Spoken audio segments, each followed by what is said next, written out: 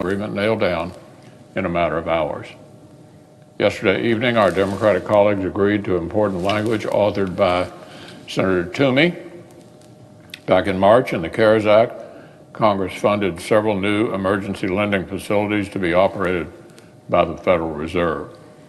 Their purpose was simple: to backstop the basic foundations of our economy and prevent any kind of sweeping financial paralysis. Our actions worked. The other historic relief that Congress passed, combined with the existence of these lending facilities, staved off systemic collapse. American workers and families still need much more help, but a total financial meltdown never materialized.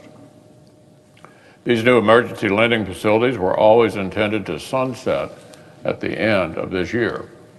Senator Toomey and our Democratic colleagues have landed on compromise language that ensures this will, in fact, happen. It also redirects the dormant money in these accounts toward the urgent needs of working Americans and ensures that these expiring programs cannot be simply restarted or cloned without another authorization from Congress, all while preserving both the independence of the Federal Reserve and the proper authority of Congress. Yet another example of good faith bipartisan collaboration that has defined our discussions all week. At this point, we're down to the last few differences that stand between struggling Americans and their major rescue package they need and deserve. These days and nights of negotiations have been encouraging, but our citizens need this waiting game to be over.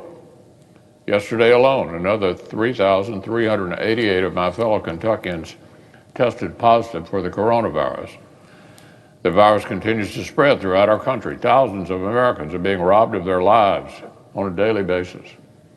And while the resilience of the American people have brought along our economic recovery faster than expected, it will remain both insufficient and tenuous until the vaccines that will end this fight have been distributed all across the nation.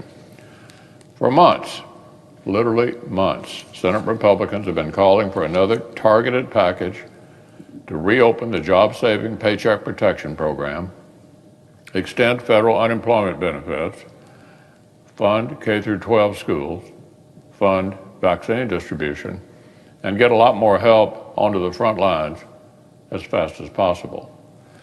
I'm relieved that we appear to be just hours away from legislation that will finally do that.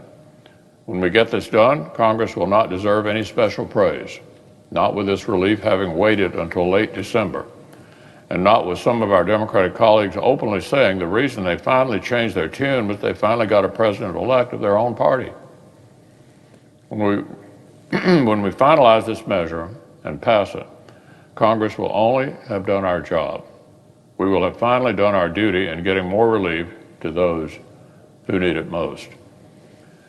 Let's make today the day we join together, put differences aside, and finally get it done.